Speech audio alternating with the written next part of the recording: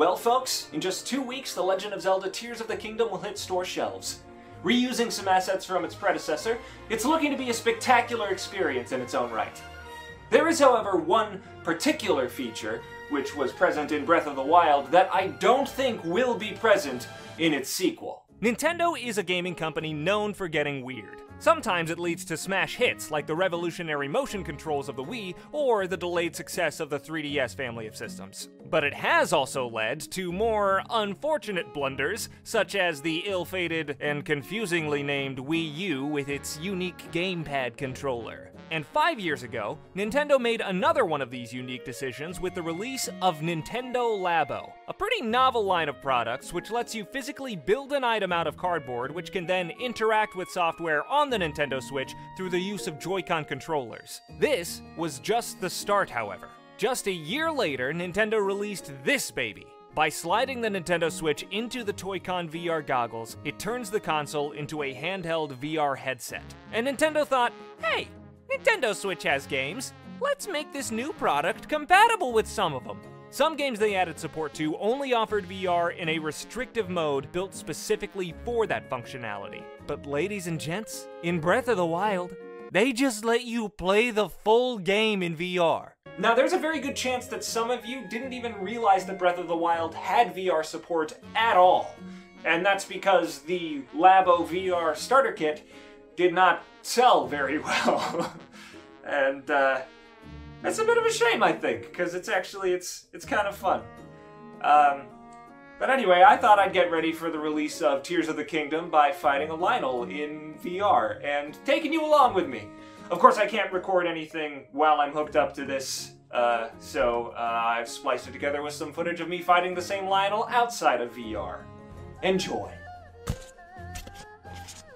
I know that there's one down here by the garbage dump, so we'll go to the garbage dump.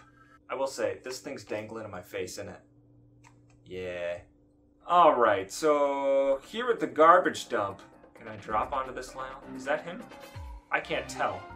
So everything's a little blurry in Labo VR because the Nintendo Switch has only so much resolution on the screen. So it is a little pixelated, but you know, it's still kind of fun. Oh gosh, this Lynel is terrifying right now. Oh, got him with the arrow. Okay. It's really tough to get him with the arrow. Oh gosh, I forgot to use my sword. It's tough to get the arrow in VR. Oh, I just got another one. Okay. The gyro aiming is really tough when you're, you know, having to move your head instead. Yikes! And we run away. Not dealing with that right now. Okay. Ah! The swing of the miss. Turn around, baby. Turn around, I dares you. He's off doing his own thing, I guess. Got him in the face. Ah, that's a dead Lynel. That is a dead Lynel right there. That there is a dead Lynel.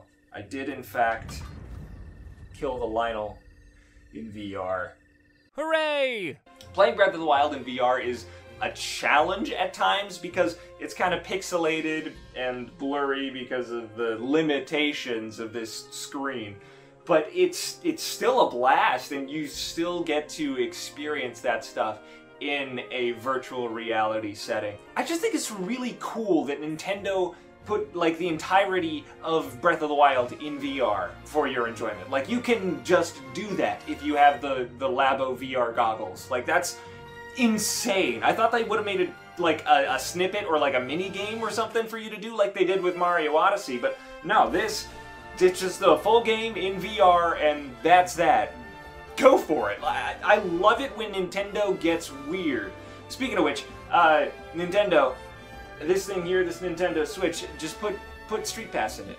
Next time, like next one you do this, put Street Pass in it. We'd all appreciate it. I think that's a good idea.